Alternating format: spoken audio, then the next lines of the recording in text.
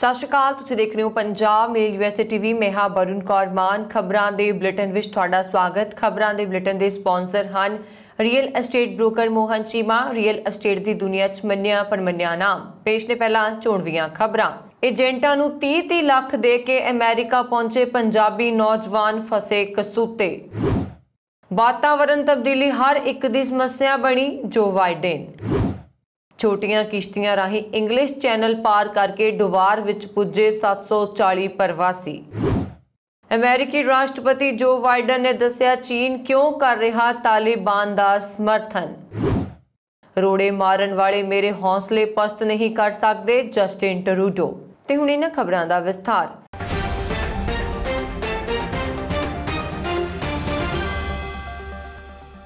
Travel एजेंटां नूं 30 ਲੱਖ रुपए दे के नाजायज़ तरीके नाल अमेरिका विच दाखिल होने वाले पंजाबी नौजवानों दीआं उम्मीदां ते पानी फिर गया जदों इमीग्रेशन हिरासत विचों रिहाई लई मंगी जाण वाली जमानती रकम घटाउण तों फैडरल सरकार ने इनकार कर दिता। कई मामलिਆਂ विच जमानत दी रकम $10,000 ਤੋਂ $25,000 तक वसूली जा रही है अते रकम ना भरन दी सूरत विच डिपोर्ट कीते जाण दे असार वध जांदे ने। इमीग्रेशन अदालतां दे कंमकाज ते नज़र रखण वाले एक जथेबंदी दे गार्डियन वालों प्रकाशित रिपोर्ट विच कहा गया है कि डोनाल्ड ट्रंप की सरकार वेले मोटियां जमानती रकम वसूल करन दा दौर शुरू होया अते उम्मीद की जा रही सी कि जो बाइडन दे सत्ता संभालण मगरों इस प्रक्रिया नूं बंद कर दिता जावेगा, पर अजिहा ना हो सकिया। पंजाबी नौजवानों वास्ते जमानती रकम का प्रबंध करना मुश्किल हो जाता है अते वो मुड़ पंजाब रहिंदे अपने परिवार ते होर पैसे भेजण दा दबाव पाउंदे ने। अमेरिका दे होमलैंड सिक्योरिटी विभाग वालों इमीग्रेशन हिरासतियां दी रिहाई लई घट्टो घट $1500 दा बॉन्ड लाजमी किया गया अते ये रकम सरकारी वकील दी मंग मुताबक ज्यादा भी हो सकती है।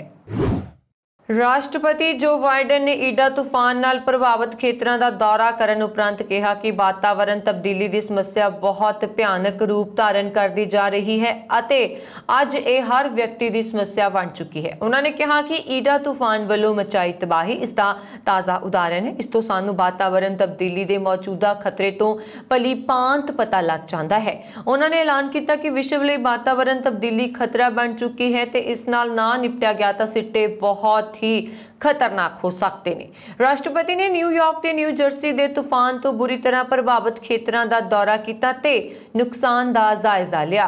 उन्हां दे नाल सैनेट दे बहुगिणती आगू चक शूमर, कैथी होचूल, मेयर डी बालसियू ते होर स्थानक अधिकारी मौजूद सन। राष्ट्रपति ने चेतावनी दी कि अमेरिका समेत समुचा विश्व खतरे दे कगार ते खड़ा है ते भविख विच वातावरण तब्दीली नाल होण वाली तबाही ते वातावरण नाल संबंधित घटनावां तो बचण लई कार्रवाई करन दी लोड़ है। उन्होंने कहा कि खतरा मौजूद है ते इस दे अपने आप टल जाण दी आस नहीं रखी जा सकती। हुण सवाल पैदा हुंदा है कि ये खतरा होर खतरनाक हो जाएगा। उन्होंने कहा कि असीं इस नूं खतरनाक होण तो रोक सकते हाँ। एक हर व्यक्ति की समस्या है। राष्ट्रपति ने कहा साडे कोल समा नहीं बचिया। अमेरिका दा हर हिस्सा वातावरण तब्दीली तो प्रभावित है। असीं इस खेतर नूं मुकम्मल रूप विच खत्म नहीं कर सकते पर खतरे नूं घटा जरूर सकते। राष्ट्रपति ने व्हाइट हाउस लिए रवाना होने तो पहला आस प्रगटाई कि वो इस खतरे नाल निपट लैणगे। इस तो पहला राष्ट्रपति न्यू जर्सी के गवर्नर फिल मर्फी कांग्रेस मैंबरां ते अधिकारियों नूं मिले। इस मीटिंग विच अधिकारियों ने राष्ट्रपति नूं ईडा तूफान नाल होए नुकसान ते तूफान उपरंत मलबे की समस्या बारे जानकारी दी। पिछले हफ्ते राष्ट्रपति ने लुसियाना के तूफान पीड़ित खेतरां दा दौरा कीता सी। ईडा तूफान ने जिथे आर्थिक तौर ते भारी नुकसान किया है उत्थे 60 तो वध लोकां दीआं जानां भी लईआं हन। न्यू जर्सी विच 27 ते न्यूयॉर्क शहर विच 13 लोग तूफान ते हड़੍ਹ दी भेंट चढ़ चुके ने। छोटियां किश्तियां राही इंग्लिश चैनल पार करके डुवार विच पुजे 740 प्रवासियों तो बाद होर प्रवासियों दे भी इत्थे पुजण दे वेरवे मिले हैं। जानकारी अनुसार मौसम विच सुधार होने तो बाद प्रवासियों की आमद विच वाधा होया। गृह मंत्रालय ने अजे ये पुष्टि नहीं की कि किन्ने प्रवासियों की एंट्री हुई है, पर यह गिनती लगभग 740 के करीब है। BBC के एक नुमाइंदे अनुसार 30 तो 40 लोग मंगलवार नूं दाखिल हुए। उन्होंने दस्सिया कि 158 लोग 4 किश्तियां राही पुजे। गृह मंत्रालय का कहना है कि इस गल नूं यकीनी बनाया जाए कि प्रवासियों की आमद नूं कानून के दायरे विच लिआंदा जावे। ਅਮਰੀਕੀ ਰਾਸ਼ਟਰਪਤੀ ਜੋ ਬਾਈਡਨ ਨੇ ਕਿਹਾ ਕਿ ਚੀਨ ਨੂੰ ਤਾਲਿਬਾਨ ਤੋਂ ਵੱਧ ਸਮੱਸਿਆ ਹੈ ਅਤੇ ਇਸ ਦੇ ਲਈ ਉਹ ਤਾਲਿਬਾਨ ਨਾਲ ਕਿਸੇ ਤਰ੍ਹਾਂ ਦਾ ਸੌਦਾ ਕਰਨ ਦੀ ਕੋਸ਼ਿਸ਼ ਕਰ ਰਿਹਾ।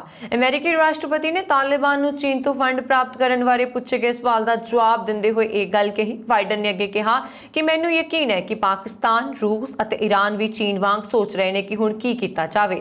ਅਫਗਾਨਿਸਤਾਨ ਤੇ ਤਾਲਿਬਾਨ ਦੇ ਕਬਜ਼ੇ ਤੋਂ ਕੁਝ ਹਫ਼ਤੇ ਪਹਿਲਾਂ ਚੀਨੀ ਵਿਦੇਸ਼ ਮੰਤਰੀ ਵਾਂਗ ਯੀ ਨੇ ਅਫਗਾਨ ਤਾਲਿਬਾਨ ਰਾਜਨੀਤਿਕ ਕਮਿਸ਼ਨ ਦੇ ਚੇਅਰਮੈਨ ਮੁੱਲਾ ਅਬਦੁਲ ਗਨੀ ਬਰਾਦਰ ਨਾਲ ਮੁਲਾਕਾਤ ਕੀਤੀ ਤਾਂ ਜੋ ਇਸ ਸਮੂਹ ਨਾਲ ਦੋਸਤਾਨਾ ਸੰਬੰਧ ਵਿਕਸਿਤ ਕੀਤੇ ਜਾ ਸਕਣ।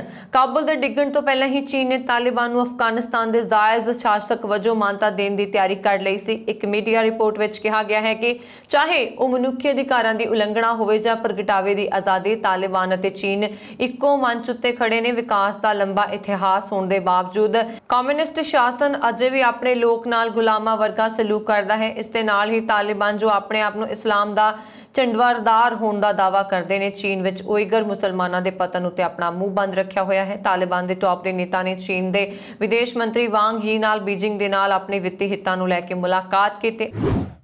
ਕੈਨੇਡਾ ਵਿੱਚ ਵਿਰੋਧੀਆਂ ਨੇ ਸਾਰੀਆਂ ਹੱਦਾਂ ਪਾਰ ਕਰ ਦਿੱਤੀਆਂ ਜਦੋਂ ਚੋਣ ਪ੍ਰਚਾਰ ਕਰ ਰਹੇ ਲਿਬਰਲ ਆਗੂ ਜਸਟਿਨ ਟਰੂਡੋ ਤੇ ਰੋੜਿਆਂ ਨਾਲ ਹਮਲਾ ਕਰ ਦਿੱਤਾ ਗਿਆ। ਵਿਖਾਵਾਕਾਰੀਆਂ ਨੇ ਟਰੂਡੋ ਦੀ ਬੱਸ ਤੇ ਰੋੜੇ ਮਾਰੇ ਅਤੇ ਇੱਕ ਰੋੜਾ ਟਰੂਡੋ ਦੇ ਵੀ ਲੱਗਿਆ। ਬਾਅਦ ਵਿੱਚ ਪੱਤਰਕਾਰਾਂ ਨਾਲ ਗੱਲਬਾਤ ਕਰਦਿਆਂ ਜਸਟਿਨ ਟਰੂਡੋ ਨੇ ਕਿਹਾ ਕਿ ਉਹ ਬਿਲਕੁਲ ਠੀਕ-ਠਾਕ ਹਨ। ਉਹ ਕੰਜ਼ਰਵੇਟਿਵ ਪਾਰਟੀ ਦੇ ਆਗੂ ਐਰਨ ਓਟੂਲ ਨੇ ਟਰੂਡੋ ਉੱਪਰ ਹੋਏ ਹਮਲੇ ਦੀ ਨਿਖੇਧੀ ਕਰਦਿਆਂ ਅਜਿਹੀਆਂ ਹਰਕਤਾਂ ਕਰਨ ਵਾਲਿਆਂ ਵਿਰੁੱਧ ਸਖਤ ਕਾਰਵਾਈ ਕਰਨ ਤੇ ਜ਼ੋਰ ਦਿੱਤਾ ਹੈ। ਜਸਟਿਨ ਟਰੂਡੋ ਨੇ ਕਿਹਾ ਕਿ ਕੈਨੇਡਾ ਦੇ ਮੁੱਠੀ ਭਰ ਲੋਕ ਵੈਕਸੀਨੇਸ਼ਨ ਦਾ ਵਿਰੋਧ ਕਰ ਰਹੇ ਨੇ, ਪਰ ਜ਼ਿਆਦਾਤਰ ਲੋਕ ਅਜਿਹਾ ਬਿਲਕੁਲ ਨਹੀਂ ਸੋਚਦੇ। ਵੈਕਸੀਨੇਸ਼ਨ ਦਾ ਵਿਰੋਧ ਕਰਨ ਵਾਲਿਆਂ ਨੂੰ ਵਿਖਾਵਾਕਾਰੀ ਵੀ ਨਹੀਂ ਆਖਿਆ ਜਾ ਸਕਦਾ ਕਿਉਂਕਿ ਕੁਝ ਜਥੇਬੰਦੀਆਂ ਸਾਡੇ ਹਿੱਤਾਂ ਦੀ ਪੂਰਤੀ ਲਈ ਇਹ ਸਭ ਕੁਝ ਕਰਵਾ ਰਹੀਆਂ ਨੇ। ਉਹਨਾਂ ਨੇ ਕਿਹਾ ਕਿ ਲਿਬਰਲ ਸਰਕਾਰ ਦੇ ਮੁੜ ਸੱਤਾ ਵਿੱਚ ਆਉਣ ਤੇ ਕਿਰਤੀਆਂ ਅਤੇ ਕਾਰੋਬਾਰੀਆਂ ਨੂੰ ਆਰਥਿਕ ਸਹਾਇਤਾ ਜਾਰੀ ਰੱਖੀ ਜਾਵੇਗੀ। ਅਮਰੀਕਾ ਦੇ ਵਿਦੇਸ਼ ਮੰਤਰੀ ਐਂਟਨੀ ਬਲਿੰਕਨ ਨੇ ਕਿਹਾ ਕਿ ਉਹਨਾਂ ਦਾ ਵਿਭਾਗ ਕਾਬੁਲ ਤੋਂ ਵਾਧੂ ਚਾਰਟਰ ਉਡਾਨਾਂ ਦੀ ਵਿਵਸਥਾ ਲਈ ਤਾਲਿਬਾਨ ਨਾਲ ਕੰਮ ਕਰ ਰਿਹਾ ਹੈ ਤਾਂ ਕਿ ਉਹ ਲੋਕ ਅਫਗਾਨਿਸਤਾਨ ਤੋਂ ਨਿਕਲ ਸਕਣ ਜੋ ਅਮਰੀਕੀ ਫੌਜ ਦੀ ਵਾਪਸੀ ਤੋਂ ਬਾਅਦ ਦੇਸ਼ ਛੱਡਣਾ ਚਾਹੁੰਦੇ ਹਨ। ਬਲਿੰਕਨ ਮੰਗਲਵਾਰ ਨੂੰ ਕਤਰ ਦੇ ਸੀਨੀਅਰ ਡਿਪਲੋਮੈਟਾਂ ਅਤੇ ਰੱਖਿਆ ਅਧਿਕਾਰੀਆਂ ਨਾਲ ਸੰਯੁਕਤ ਪੱਤਰਕਾਰ ਸੰਮੇਲਨ ਨੂੰ ਸੰਬੋਧਨ ਕਰ ਰਹੇ ਸਨ। ਉਹਨਾਂ ਨੇ ਕਿਹਾ ਕਿ ਅਫਗਾਨਿਸਤਾਨ ਦੀ ਰਾਜਧਾਨੀ ਤੋਂ ਵਾਧੂ ਚਾਰਟਰ ਉਡਾਨਾਂ ਦੇ ਬੰਦੋਬਸਤ ਲਈ ਅਮਰੀਕੀ ਪਿਛਲੇ ਕੁਝ ਸਮੇਂ ਤੋਂ ਤਾਲਿਬਾਨ ਨਾਲ ਸੰਪਰਕ ਵਿੱਚ ਹੈ। ਵਿਦੇਸ਼ ਮੰਤਰੀ ਨੇ ਕਿਹਾ ਕਿ ਤਾਲਿਬਾਨ ਨੇ ਉਹਨਾਂ ਸਾਰੇ ਲੋਕਾਂ ਨੂੰ ਸੁਰੱਖਿਅਤ ਨਿਕਾਸੀ ਦਾ ਭਰੋਸਾ ਦਿੱਤਾ ਹੈ ਜੋ ਉਚਿਤ ਯਾਤਰਾ ਦਸਤਾਵੇਜ਼ਾਂ ਨਾਲ ਅਫਗਾਨਿਸਤਾਨ ਤੋਂ ਨਿਕਲਣਾ ਚਾਹੁੰਦੇ ਨੇ। ਉਹਨਾਂ ਨੇ ਕਿਹਾ ਕਿ ਅਫਗਾਨਿਸਤਾਨ ਵਿੱਚ ਹੁਣ ਵੀ ਕਰੀਬ 100 ਅਮਰੀਕੀ ਨਾਗਰਿਕ ਹਨ ਜੋ ਉੱਥੋਂ ਨਿਕਲਣਾ ਚਾਹੁੰਦੇ ਹਨ। ਵਿਦੇਸ਼ ਵਿਭਾਗ ਨੇ ਪਹਿਲਾਂ ਦੱਸਿਆ ਸੀ ਕਿ ਲਗਭਗ 100 ਤੋਂ 200 ਲੋਕ ਅਜਿਹੇ ਹੋ ਸਕਦੇ ਨੇ। ਬਲਿੰਕਨ ਅਤੇ ਅਮਰੀਕਾ ਦੇ ਰੱਖਿਆ ਮੰਤਰੀ ਲਾਇਡ ਆਸਟਿਨ ਕਤਰ ਵਿੱਚ ਹਨ। ਉਹ 15 ਅਗਸਤ ਨੂੰ ਤਾਲਿਬਾਨ ਦੇ ਕਾਬੁਲ ਤੇ ਕਬਜ਼ਾ ਕਰਨ ਦੇ ਬਾਅਦ ਅਫਗਾਨਿਸਤਾਨ ਤੋਂ ਹਜ਼ਾਰਾਂ ਲੋਕਾਂ ਨੂੰ ਕੱਢਣ ਵਿੱਚ ਮਦਦ ਕਰਨ ਲਈ ਖਾੜੀ ਅਰਬ ਦੇਸ਼ ਦਾ ਧੰਨਵਾਦ ਕਰਨ ਇੱਥੇ ਆਏ ਸਨ। ਅਮਰੀਕਾ ਵਿੱਚ ਲੱਖਾਂ ਦੀ ਗਿਣਤੀ ਵਿੱਚ ਲੋਕਾਂ ਨੂੰ ਬੇਰੁਜ਼ਗਾਰੀ ਲਾਭ ਮਿਲਣਾ ਬੰਦ ਹੋ ਗਿਆ। 1.5 ਸਾਲ ਪਹਿਲਾਂ ਆਈ ਕੋਰੋਨਾ ਵਾਇਰਸ ਮਹਾਮਾਰੀ ਕਾਰਨ ਵਿੱਤੀ ਤੌਰ ਤੇ ਪ੍ਰਭਾਵਿਤ ਲੋਕਾਂ ਲਈ ਹੁਣ ਗਿਣੇ ਚੁਣੇ ਆਰਥਿਕ ਸਮਰਥਨ ਪ੍ਰੋਗਰਾਮ ਬਚੇ ਨੇ। ਸੋਮਵਾਰ ਨੂੰ ਅਮਰੀਕਾ ਵਿੱਚ ਬੇਰੁਜ਼ਗਾਰ ਲੋਕਾਂ ਨੂੰ ਦਿੱਤੇ ਜਾ ਰਹੇ 2 ਮਹੱਤਵਪੂਰਨ ਪ੍ਰੋਗਰਾਮ ਬੰਦ ਹੋ ਗਏ। ਇਹਨਾਂ ਵਿੱਚ ਇੱਕ ਸਵੈ ਰੋਜ਼ਗਾਰ 'ਚ ਲੱਗੇ ਲੋਕਾਂ ਤੇ ਅਸਥਾਈ ਕਿਰਤੀਆਂ ਨੂੰ ਦਿੱਤਾ ਜਾਣ ਵਾਲਾ ਬੇਰੁਜ਼ਗਾਰੀ ਲਾਭ ਹੈ। ਇੱਕ ਹੋਰ ਪ੍ਰੋਗਰਾਮ ਰਾਹੀਂ ਅਜਿਹੇ ਲੋਕਾਂ ਨੂੰ ਮਦਦ ਦਿੱਤੀ ਜਾ ਰਹੀ ਸੀ ਜੋ 6 ਮਹੀਨੇ ਤੋਂ ਵੱਧ ਸਮੇਂ ਤੋਂ ਬੇਰੁਜ਼ਗਾਰ ਹਨ। ਜੋ ਬਾਈਡਨ ਪ੍ਰਸ਼ਾਸਨ ਦਾ $300 ਹਫ਼ਤਾਵਾਰੀ ਦਾ ਲਾਭ ਵੀ ਸੋਮਵਾਰ ਨੂੰ ਸਮਾਪਤ ਹੋ ਗਿਆ। ਇੱਕ ਅੰਦਾਜ਼ੇ ਵਿੱਚ ਮੁਤਾਬਕ ਲਗਭਗ 99 ਲੱਖ ਲੋਕਾਂ ਨੂੰ ਸਾਰੇ ਜਾਂ ਕੁਝ ਲਾਭ ਬੰਦ ਹੋ ਜਾਣਗੇ। ਹਾਲਾਂਕਿ ਵਾਈਟ ਹਾਊਸ ਨੇ ਸੂਬਿਆਂ ਨੂੰ $300 ਪ੍ਰਤੀ ਹਫ਼ਤਾ ਦਾ ਲਾਭ ਜਾਰੀ ਰੱਖਣ ਲਈ ਕਿਹਾ ਹੈ, ਪਰ ਅਜੇ ਤੱਕ ਕਿਸੇ ਵੀ ਸੂਬੇ ਨੇ ਅਜਿਹਾ ਕਰਨ ਦਾ ਬਦਲ ਨਹੀਂ ਚੁਣਿਆ। ਕਈ ਸੂਬੇ ਪਹਿਲਾਂ ਹੀ ਫੈਡਰਲ ਪ੍ਰੋਗਰਾਮ ਤੋਂ ਬਾਹਰ ਨਿਕਲ ਚੁੱਕੇ ਹਨ ਕਿਉਂਕਿ ਕੰਪਨੀਆਂ ਦੀ ਸ਼ਿਕਾਇਤ ਸੀ ਕਿ ਉਹਨਾਂ ਨੂੰ ਨਿਯੁਕਤੀ ਲਈ ਲੋੜੀਂਦੀ ਗਿਣਤੀ ਵਿੱਚ ਲੋਕ ਨਹੀਂ ਮਿਲ ਰਹੇ ਹਨ। ਅਮਰੀਕੀ ਵਿਦੇਸ਼ ਮੰਤਰਾਲੇ ਦੇ ਸੀਨੀਅਰ ਅਧਿਕਾਰੀਆਂ ਨੇ ਪੁਸ਼ਟੀ ਕੀਤੀ ਹੈ ਕਿ ਉਹਨਾਂ ਦੇ ਦੇਸ਼ ਨੇ ਆਪਣੇ 4 ਨਾਗਰਿਕਾਂ ਨੂੰ ਅਫਗਾਨਿਸਤਾਨ ਤੋਂ ਜ਼ਮੀਨੀ ਰਸਤੇ ਤੀਜੇ ਦੇਸ਼ ਪਹੁੰਚਾਉਣ ਵਿੱਚ ਮਦਦ ਕੀਤੀ। ਅਮਰੀਕਾ ਦੀ ਆਪਣੇ ਸੈਨਿਕਾਂ ਦੀ ਯੁੱਧ ਪੀੜਤ ਦੇਸ਼ਾਂ ਤੋਂ ਵਾਪਸੀ ਦੇ ਬਾਅਦ ਨਾਗਰਿਕਾਂ ਦੇ ਨਿਕਾਸੀ ਦੀ ਇਹ ਪਹਿਲੀ ਕੋਸ਼ਿਸ਼ ਹੈ। ਅਧਿਕਾਰੀ ਨੇ CNN ਨੂੰ ਕਿਹਾ, ਜਦੋਂ ਇਹ ਅਮਰੀਕੀ ਨਾਗਰਿਕ ਸਰਹੱਦ ਪਾਰ ਕਰਕੇ ਤੀਜੇ ਦੇਸ਼ ਵਿੱਚ ਪਹੁੰਚੇ ਉਦੋਂ ਸਾਡੇ ਦੂਤਾਵਾਸ ਤੋਂ ਉਹਨਾਂ ਦਾ ਸਵਾਗਤ ਕੀਤਾ। ਇੱਥੋਂ ਪ੍ਰਕਾਸ਼ਿਤ ਡੌਨ ਅਖਬਾਰ ਨੇ ਆਪਣੀ ਖਬਰ ਵਿੱਚ ਦੱਸਿਆ ਕਿ ਅਧਿਕਾਰੀ अधिकारियों ने उस देश की पछाण जाहिर नहीं की जिसकी वरतों अमेरिका ने अपने नागरिकों नूं कड्ढण विच कीती। पर जमीनी रस्ते के लिहाज नाल पाकिस्तान अफगानिस्तान का सब तो करीबी देश है। अधिकारियों ने सोमवार नूं पुष्टि की अफगानिस्तान तो अमेरिका सैनिकों की वापसी के बाद ये पहले 4 अमरीकी हैं जिन्हां दी मदद असी इस तरह कड्ढण विच कीती। अमेरिका विच पाकिस्तान के राजदूत डॉक्टर असद मजीद खान ने डॉन नूं दस्सिया, असीं नहीं जानते कि उन्होंने किहड़े रस्ते की वरतों की, पर सानू अमरीकी नागरिकों नूं अफगानिस्तान तो कड्ढण की सहूलत देने विच कोई समस्या नहीं। उन्होंने कहा पाकिस्तान अफगानिस्तान छड्डण दे चाहवान लोकां नूं कड्ढण विच हर संभव सहायता ते सहूलत प्रदान कर रहा। राजदूत असद ने दस्सिया कि हुण तक 9000 तो वध लोकां नूं पाकिस्तान के रस्ते अफगानिस्तान तो कड्ढिया गया है अते इस्लामाबाद हाले भी लोकां नूं कड्ढण दे मुद्दे ते अंतरराष्ट्रीय भाईचारे दे संपर्क विच है। लेकलैंड फ्लोरिडा विच एक 3 साल के बच्चे समेत 4 लोगों की गोलियां मार के हत्या करन ते एक 11 साला लड़की नूं जख्मी करन वाले दोषी ब्रायन रिले ने पुछगिछ दौरान कहा कि उसनूं रब तो अजिहा करन दा सुनेहा मिलिया सी। ब्रायन रिले की मित्र कुड़ी ने खुलासा किया कि वह अक्सर कहता सी कि उसकी रब नाल सीधी गल है।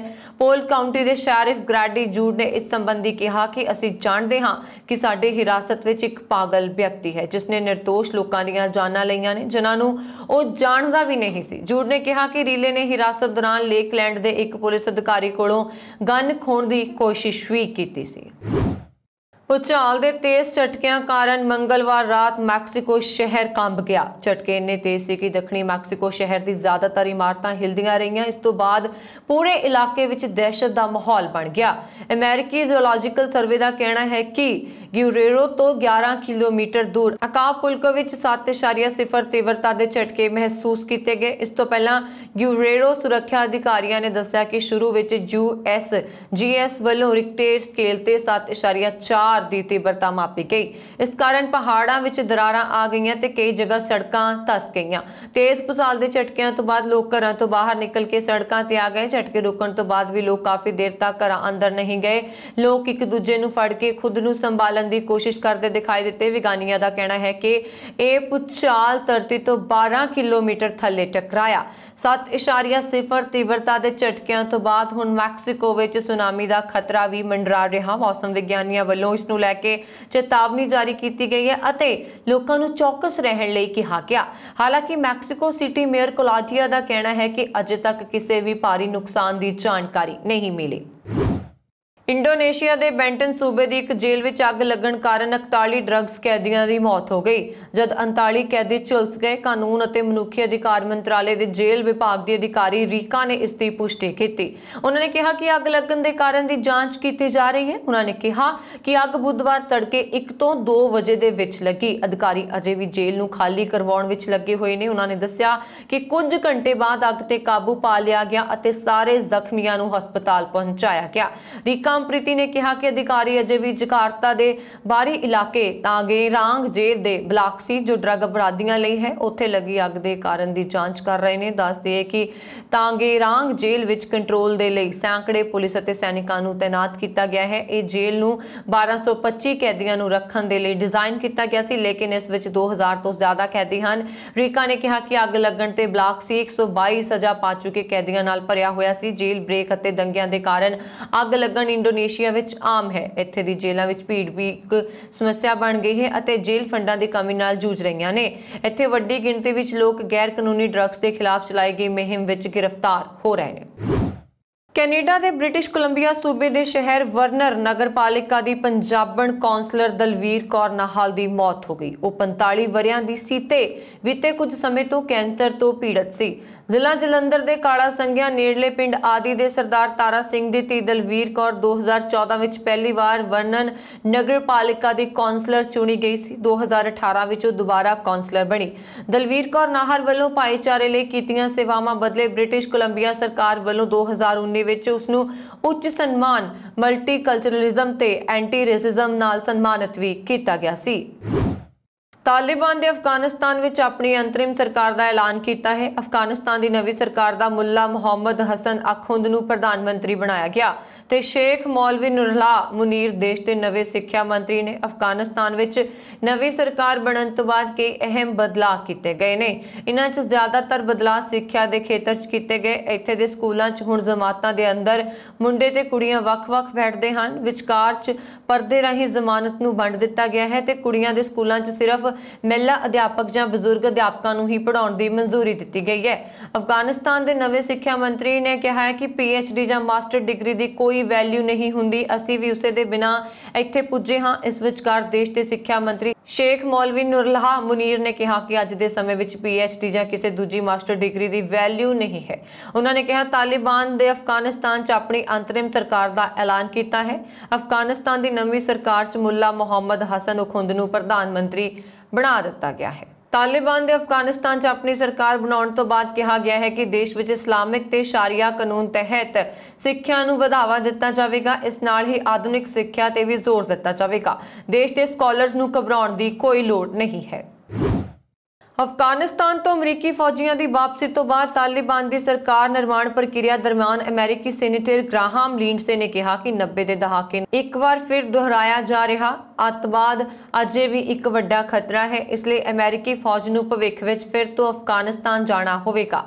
ਤਾਲਿਬਾਨ ਦੀ ਵਿਚਾਰਧਾਰਾ ਆਧੁਨਿਕ ਲੋੜਾਂ ਦੇ ਖਿਲਾਫ ਹੈ ਅਤੇ ਉਹ ਅਫਗਾਨਿਸਤਾਨ ਵਿੱਚ ਸਖਤ ਕਾਨੂੰਨ ਅਤੇ ਸਰਕਾਰ ਸਥਾਪਿਤ ਕਰੇਗਾ ਜੋ ਸਾਨੂੰ ਪਰੇਸ਼ਾਨ ਕਰ ਸਕਦੀ ਹੈ। ਸੈਨੇਟਰ ਗ੍ਰਾਹਮ ਲਿੰਡਸੇ ਨੇ ਕਿਹਾ ਕਿ ਤਾਲਿਬਾਨ ਇੱਕ ਵਾਰ ਫਿਰ ਅਲ-ਕਾਇਦਾ ਨੂੰ ਇੱਕ ਸੁਰੱਖਿਅਤ ਪਨਾਹਗਾਹ ਅਤੇ ਫੁੱਲਣ-ਫੱਲਣ ਦਾ ਮੌਕਾ ਦੇਵੇਗਾ ਜੋ ਸੰਯੁਕਤ ਰਾਜ ਅਮਰੀਕਾ ਲਈ ਵੱਡੀ ਚਿੰਤਾ ਦਾ ਵਿਸ਼ਾ ਹੋਵੇਗਾ। ਬੀਤੇ ਸਮੇਂ ਦਾ ਜ਼ਿਕਰ ਕਰਦਿਆਂ ਗ੍ਰਾਹਮ ਲਿੰਡਸੇ ਨੇ ਕਿਹਾ ਕਿ 90 ਦੇ ਦਹਾਕੇ ਵਿੱਚ ਔਰਤਾਂ ਤੇ ਗੰਭੀਰ ਪਾਬੰਦੀਆਂ ਸਨ ਅਤੇ ਕੁੜੀਆਂ ਨੂੰ ਸਕੂਲ ਵਿੱਚ ਜਾਣ ਤੋਂ ਰੋਕ ਦਿੱਤਾ ਗਿਆ ਸੀ, ਜਦਕਿ ਹਜ਼ਾਰਾਂ ਅਤੇ ਹੋਰ ਘੱਟ ਗਿਣਤੀਆਂ ਦਾ ਕਤਲੇਆਮ ਕੀਤਾ ਗਿਆ ਸੀ ਅਤੇ ਇਸੇ ਮਿਆਦ ਵਿੱਚ 9/11 ਦੇ ਹਮਲੇ ਹੋਏ ਸਨ। ਸ਼ਾਇਦ ਇਤਿਹਾਸ ਖੁਦ ਨੂੰ ਦੁਹਰਾਏਗਾ। ਖੇਤੀ ਕਾਨੂੰਨਾਂ ਦੀ ਸਮੀਖਿਆ ਲਈ ਬਣਾਈ ਗਈ ਕਮੇਟੀ ਦੇ ਮੈਂਬਰ ਅਨਿਲ ਕਨਵਟ ਦਾ ਇਸ ਤੋਂ ਦੁਖੀ ਹੋਣਾ ਸੁਭਾਵਿਕ ਹੈ ਕਿ ਸੁਪਰੀਮ ਕੋਰਟ ਨੇ ਹਾਲੇ ਤੱਕ ਕਮੇਟੀ ਦੀ ਰਿਪੋਰਟ ਦਾ ਨੋਟਿਸ ਨਹੀਂ ਲਿਆ। ਉਹਨਾਂ ਨੇ ਸੁਪਰੀਮ ਕੋਰਟ ਦੇ ਚੀਫ ਜਸਟਿਸ ਨੂੰ ਚਿੱਠੀ ਲਿਖ ਕੇ ਨਾ ਸਿਰਫ ਇਸ ਰਿਪੋਰਟ ਦਾ ਨੋਟਿਸ ਲਏ ਜਾਣ ਦੀ ਮੰਗ ਕੀਤੀ ਬਲਕਿ ਇਹ ਵੀ ਬੇਨਤੀ ਕੀਤੀ ਕਿ ਉਸ ਨੂੰ ਜਨਤਕ ਕੀਤਾ ਜਾਵੇ। ਕਾਇਦੇ ਨਾਲ ਸੁਪਰੀਮ ਕੋਰਟ ਨੂੰ ਆਪਣੇ ਪੱਧਰ ਤੇ ਅਜਿਹਾ ਕਰਨਾ ਚਾਹੀਦਾ ਸੀ ਕਿਉਂਕਿ ਉਸਨੇ ਖੁਦ ਇਸ ਕਮੇਟੀ ਦਾ ਗਠਨ ਕੀਤਾ ਸੀ। ਕੋਈ ਨਹੀਂ ਜਾਣਦਾ ਕਿ ਤੈਅ ਸਮੇਂ 'ਚ ਰਿਪੋਰਟ ਤਿਆਰ ਕਰਕੇ ਸੁਪਰੀਮ ਕੋਰਟ ਨੂੰ ਸੌਂਪ ਦੇਣ ਤੋਂ ਬਾਅਦ ਵੀ ਉਸਦਾ ਨੋਟਿਸ ਕਿਉਂ ਨਹੀਂ ਲਿਆ ਜਾ ਰਿਹਾ। ਇਸ ਦੇਰੀ ਦਾ ਇੱਕ ਬੁਰਾ ਅਸਰ ਇਹ ਹੈ ਕਿ ਤਿੰਨੋਂ ਖੇਤੀ ਕਾਨੂੰਨ ਬਕਾਇਆ ਪਏ ਹੋਏ ਹਨ ਤੇ ਦੂਜੇ ਕਿਸਾਨ ਸੰਗਠਨ ਆਪਣੀ ਸਰਗਰਮੀ ਵਧਾਉਂਦੇ ਚਲੇ ਜਾ ਰਹੇ ਨੇ। ਇਸ ਦੇ ਨਾਲ ਹੀ ਕਈ ਵਿਰੋਧੀ ਦਲ ਵੀ ਆਪਣੀਆਂ ਰਾਜਨੀਤਿਕ ਰੋਟੀਆਂ ਸੇਕਣ 'ਚ ਲੱਗੇ ਹੋਏ ਹਨ। ਇਹ ਸਨ ਹੁਣ ਤੱਕ ਦੀਆਂ ਖਬਰਾਂ। ਮੈਨੂੰ ਵਰੁਣ ਕੌਰ ਮਾਨੂ ਦਿਓ ਆ ਗਿਆ। ਹੋਰ ਖਬਰਾਂ ਦੇ ਲਈ ਸਾਡਾ YouTube ਚੈਨਲ ਪੰਜਾਬ ਮੇਲ USA TV ਜ਼ਰੂਰ ਸਬਸਕ੍ਰਾਈਬ ਕਰੋ। ਸਤਿ ਸ਼੍ਰੀ ਅਕਾਲ।